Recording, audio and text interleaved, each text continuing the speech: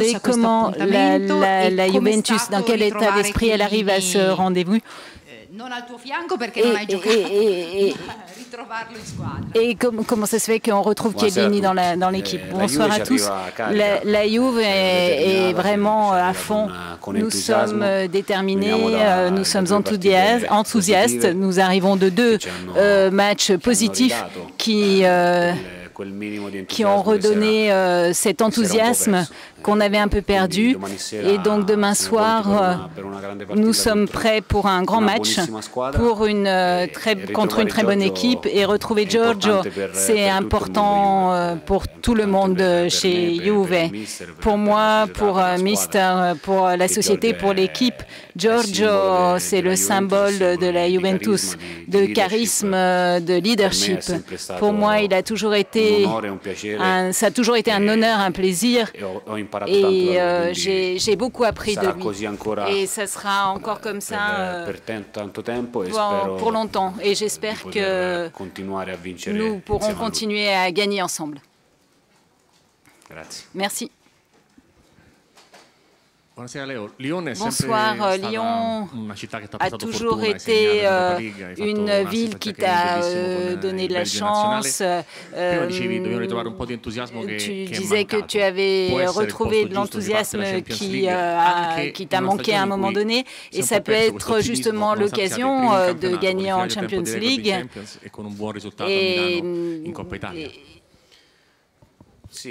Oui, c'est une ville qui m'a toujours apporté de très beaux souvenirs. On a eu des victoires importantes dans cette ville, dans l'ancien stade et puis dans ce nouveau stade. C'est l'endroit idéal pour montrer encore une fois que la Juventus, c'est le moment. Nous avons atteint les huitièmes de finale de la Champions League avec deux matchs d'avance. Ce n'était jamais arrivé. Nous sommes les premiers dans le classement au championnat. Nous avons gagné la semi-finale d'aller de la Coupe d'Italie. Et donc, on n'a pas gagné, on a fait match nul. Oui. On a fait match nul à Milan avec le Milan. Ce sont des résultats importants. Et puis, je ne sais pas à l'extérieur ce qu'on attend de la Juventus. Faire plus, c'était difficile de la position qu'on a obtenue au championnat. Et en fait, c'est le reflet de ce que sont les devoirs de la Juventus. Et là, c'est un nouveau moment de la saison qui commence et nous sommes prêts à le vivre avec beaucoup d'enthousiasme et avec une grande envie d'arriver jusqu'à la fin de nos objectifs. Luca Bianchin de la Gazzetta dello Sport. Alors, il y a eu des dizaines et des dizaines de matchs comme celui-ci, même plus importantes. Et là, cette dernière année, ça marche très bien. Et tout de suite, est-ce que vous pouvez nous expliquer quels sont... Comment est-ce qu'on comprend si l'équipe est prête ou pas prête? Quels sont les points positifs, négatifs? Alors, ce sont des sensations qu'on vit dans les entraînements, dans les voyages qui nous amènent au stade où on doit jouer. Ce sont des énergies qu'on ressent, qu'on perçoit dans les vestiaires. L'an dernier, à l'aller des huitièmes de finale, ce sont les détails qui nous ont punis. On était une équipe moins experte par rapport à aujourd'hui. Parce qu'après cette expérience, beaucoup d'entre nous se sont améliorés dans l'approche de parties décisives. Et durant les entraînements, quand on voit que le ballon bouge très vite et qu'on fait et qu'on ressent des choses pendant les entraînements. Et donc, on se dit que ça sera beaucoup plus facile à vivre pendant les matchs.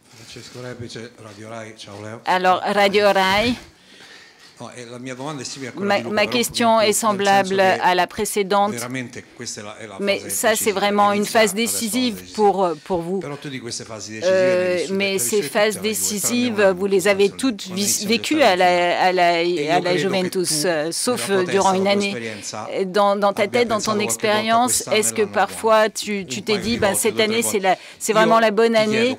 Je te demande, quand est-ce que tu l'as pensé? Et qu'est-ce que tu penses aujourd'hui? Moi, je peux dire sincèrement que l'année où je l'ai pensé le plus, c'est quand on est sorti avec Bayern Monaco en 2016. Parce qu'on avait fait un match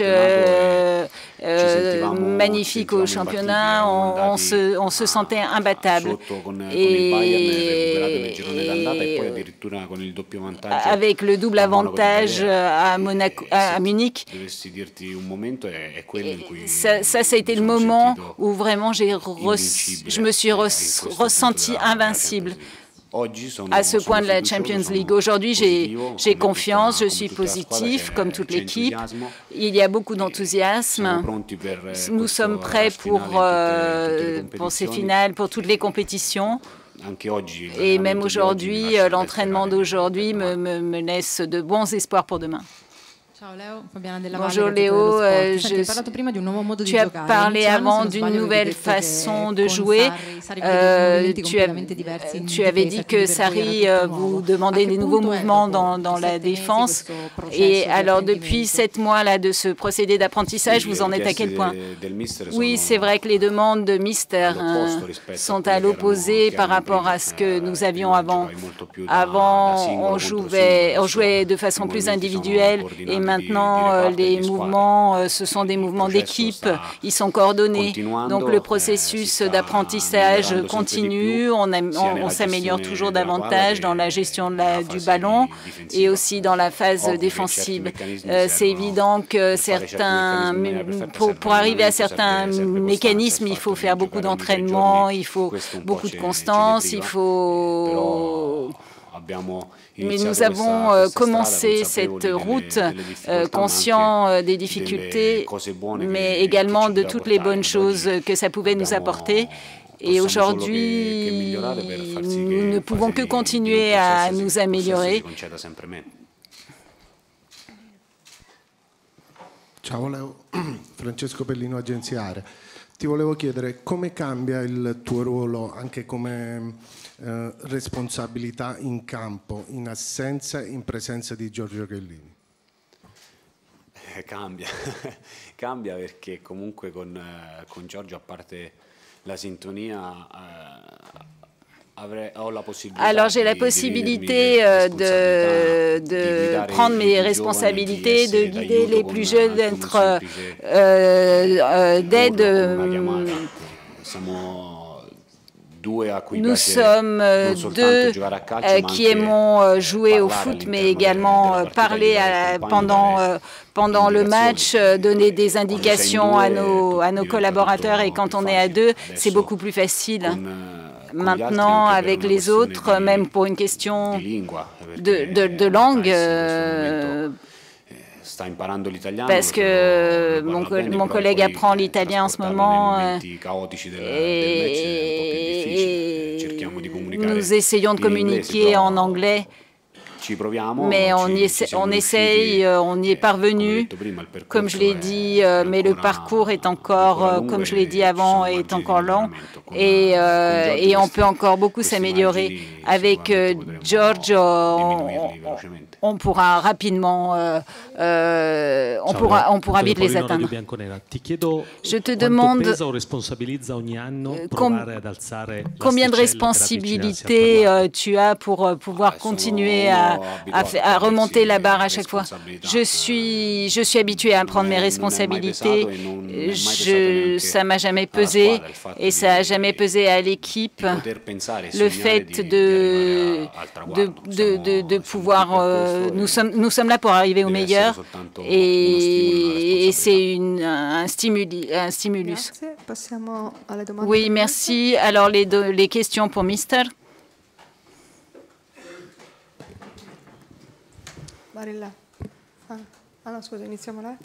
Là-bas.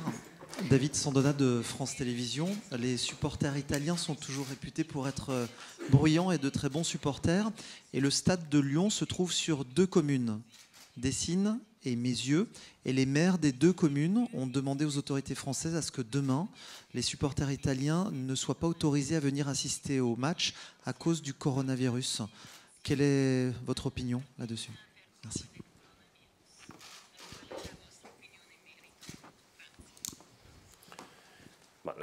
Alors, mon avis, sur ce point de vue, le virus, c'est un problème européen, ce n'est pas un problème italien. Et en Italie, nous avons fait 3500 tampons et nous avons un certain nombre de positifs. Et en Italie, vous avez fait moins de tests, donc vous en avez moins. Mais si vous faites beaucoup de tests, vous aurez le même nombre de positifs par rapport à nous. Donc c'est un problème... C'est un problème européen. Et je considère que nos supporters ont tout à fait le droit d'être ici présents. C'est clair. Nous sommes face à un problème, clairement, mais toutes les autorités ont le devoir d'essayer de contenir effectivement ce virus et de le résoudre ensuite. Mais donc je voudrais revenir au foot. Donc c'est la vraie phase de la saison qui est en train de commencer. C'est quelque chose de particulier. Vorrei sapere quanto avverte questo peso di cosa rappresenta la Champions per la Juve e cosa significa iniziare per lei anche gli scontri a eliminazione diretta che vogliono arrivare fino in fondo. Grazie. Non è il primo, io sento molto più il peso della responsabilità quando giochiamo a livello italiano, perché a livello italiano noi abbiamo l'obbligo di essere favoriti per 2000 motivi. L'obligation d'être favori pour beaucoup de raisons et vous les connaissez. Et donc on doit centrer nos objectifs en Europe. Je pense que vous savez tous qu'il y a des équipes qui ont une puissance supérieure à la nôtre, une équipe qui est moyennement forte comme la nôtre, et nous sommes entre les 10-12 équipes qui ont cet objectif, mais c'est beaucoup plus lourd du point de vue des responsabilités de jouer en Italie. La Champions League, c'est un rêve, et en ce moment, vu le panorama du foot italien, c'est quelque chose de difficile. En Italie, il y a 20 ans, nous étions les leaders absolus en Europe, et on s'est vu dépasser par différents mouvements footballistiques. Et vu que c'est un rêve, je pense que nous avons beaucoup de chance de pouvoir suivre ce rêve. Je pense que c'est le plus beau que puisse vivre quelqu'un, suivre un rêve. Si on arrive à l'atteindre, ce rêve, c'est une extase. Donc, mais si on peut le poursuivre, c'est extraordinaire.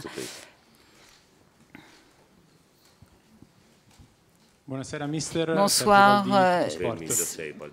Baldini. Où es-tu, Baldini? Alors Leonardo parlait de l'importance des entraînements avant le match et comment on voit la vitesse du ballon pendant les entraînements et comment on a vu le ballon, le moment le plus beau de la saison avant la finale. Le ballon aujourd'hui était très rapide, c'est un bon indice, mais je ne suis pas sûre du résultat à 100%, il n'y en a pas. Si l'équipe s'entraîne tous les jours, on est fort. Bonsoir coach, Pierre Niguet, la chaîne Équipe. Vous savez qu'en France, on est friand du feuilleton Adrien Rabiot. On commente beaucoup ses prestations et aussi en dehors du terrain. Est-ce que vous pouvez nous dire comment vous le trouvez sur le terrain? De l'extérieur, on a l'impression qu'il a mis du temps à comprendre vos préceptes. Maintenant, il joue beaucoup. Et comment il se comporte dans la vie de groupe également? Merci.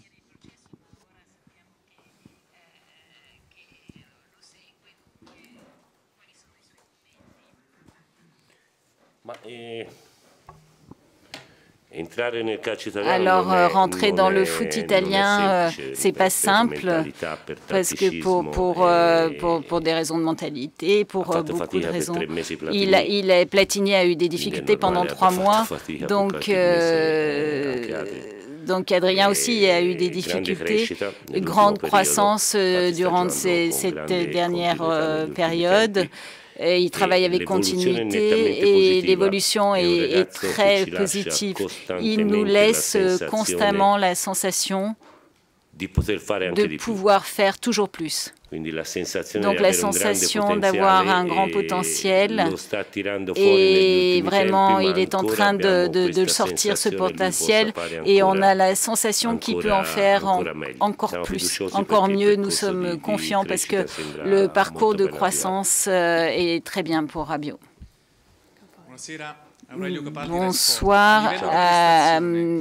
Au niveau des prestations, on attend un match semblable de Madrid contre Atlético quand vous avez dominé une grande partie du match.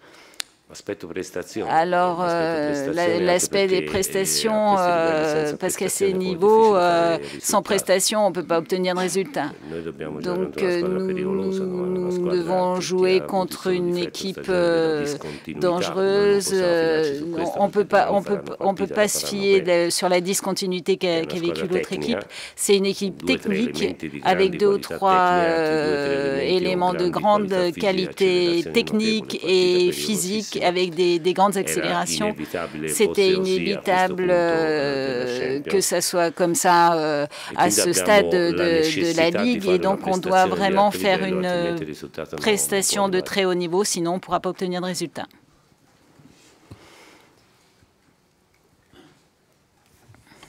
Bonsoir. Darwan, est-ce que votre futur en tant qu'entraîneur de la Juve est lié à bonne performance en la Ligue des Champions? Merci.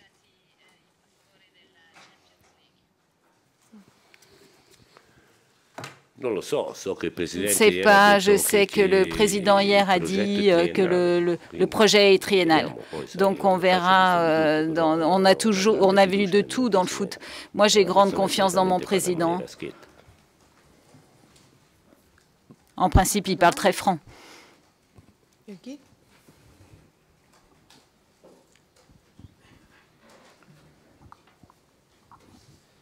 Luca Bianchi, Gazzetta dello Sport. Alors, Gazzetta sur la position sur le terrain, quelles sont les hiérarchies? Il y en a certains qui dribblent mieux. Il y a des informations que vous ne nous donnez pas. Quelles sont les caractéristiques qui sont nécessaires par rapport aux positions sur le terrain? Alors peut-être que vous comprenez pas, c'est peut-être pas clair pour vous, mais pour moi les idées, c'est très clair. On a un milieu qui est très varié, au niveau des caractéristiques, au niveau de ses joueurs. Et le match de demain, c'est un match qui sera difficile à interpréter. Nous sommes une équipe qui alterne des moments de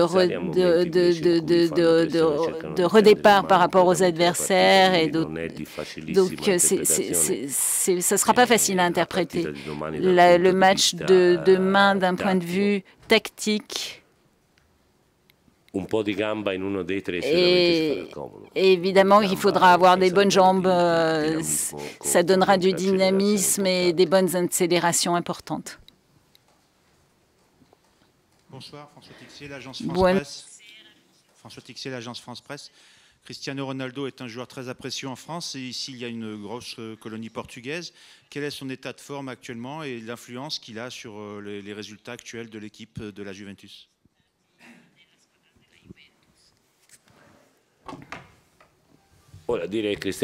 Alors, Cristiano Ronaldo est apprécié en France. Je pense que c'est assez limitatif. Je pense que c'est un joueur qui est apprécié dans le monde entier. Son état de forme, en fait, je pense que les chiffres parlent par eux-mêmes. Il a fait quand même pas mal de goals ces temps-ci. C'est un joueur qui tire beaucoup son équipe. Il va très bien d'un point de vue physique et mental. C'est un joueur qui quand Cristiano joue avec enthousiasme et avec les bonnes jambes, il tire vraiment pour ses camarades, à l'entraînement, pour tout. Donc, les prérogatives en ce qui concerne les prestations de Cristiano sont de très haut niveau. Encore une dernière question, et puis ensuite c'est terminé. Je voulais demander les conditions de Chiellini et Douglas, si ils peuvent faire partie des 18 de la liste de demain soir. Merci. On n'a pas encore décidé. Je ne sais pas. Et ce sont deux garçons qui sont très importants. Ils sont guéris, ils s'entraînent, ils ont besoin de s'entraîner encore pour retrouver leur forme et leur efficacité et leurs conditions physiques.